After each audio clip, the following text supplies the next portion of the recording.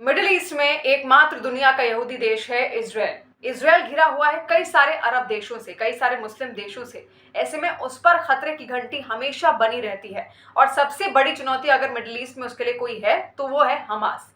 Hamas जो कि फिलिस्तीनियों का समर्थक है और ऐसे में वो इजराइल को और यहूदियों को अपना दुश्मन मानता है। यही वजह थी कि जो अनबन थी दोनों के बीच में काफी लंबे वक्त से चल रही थी, लेकिन धीरे धीरे ये अनबन और ज्यादा बढ़ती गई और ये जो जंग इस वक्त चल रही है इजराइल और हमास के बीच में, ये सबसे लंबी जंग है अब तक की। क्योंकि इससे पहले जितनी भी जंगें हुई इतनी लंबी कोई भी नहीं खींची और खुद इजराइल को भी ये नहीं पता था कि कोई जंग जो वो हमास के साथ लड़ेगा इतनी लंबी भी हो सकती है। इसका विचार उसने कभी नहीं किया, लेकिन ऐसा होता हुआ साफ दिख रहा है। बहुत सारे प्रयास किए जा रहे हैं, कई देश एकजुट हो रहे हैं कि इस जंग को रोका जा सके। जैसा प्रयास किया गया था रूस और यूक्रेन की जंग को रोकने के लिए, मध्यस्थता के कई प्रयास किए जा चुके हैं। मध्यस्थता इस बीच हुई है कतर की। कतर ने मध्यस्थता कराई है इजराइल और हमास के बीच में, लेकिन ये डील कहीं ना कहीं विफल होती हुई दिखी। हालांकि सीजफायर की घोषणा की गई जरूर, दोनों की ओर से दोनों माने, और उन्होंने ये भी कहा था कि इजराइल हमास के बंधक छोड़ेगा, हमास इजराइल के बंधक छोड़ेगा, तब जाकर ही इस सीजफायर को हम आगे बढ़ाएंगे।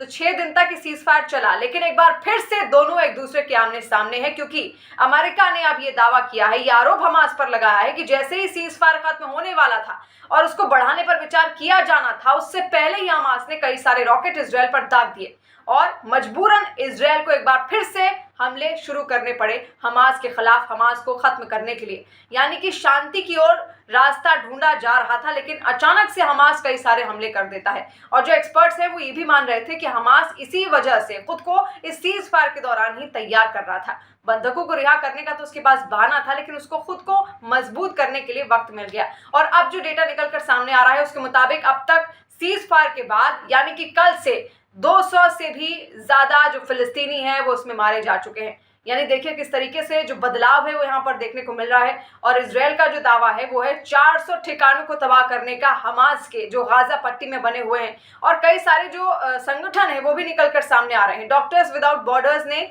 अब ये ऐलान किया है, ये दावा किया है कि इतने ज्यादा हमले इजराइल अब उस पर कर रहा है कि उनके जो काफिले वहां पर बनाए गए हैं लोगों के इलाज के लिए, वो भी तबाह होने लगे हैं धीरे धीरे। इसके अलावा यूएन ने भी ये कहा कि अल अहली जो अस्पताल है उसके हालात किसी डरावनी फिल्म से कम नहीं है, बद से बदतर हैं। और 32 में से अब केवल 16 अस्पताल ही ऐसे हैं गाजा पट्टी में जो उस वक्त कार्यरत है, यानी कि जो काम कर पा रहे हैं। बाकियों में या तो हमले हो चुके हैं या पूरी तरीके से तबाह हो चुके हैं, या फिर वहां पर डर के मारे, डर की वजह से डॉक्टर्स नहीं है, क्योंकि कई हमले इजराइल अब तक कर चुका है।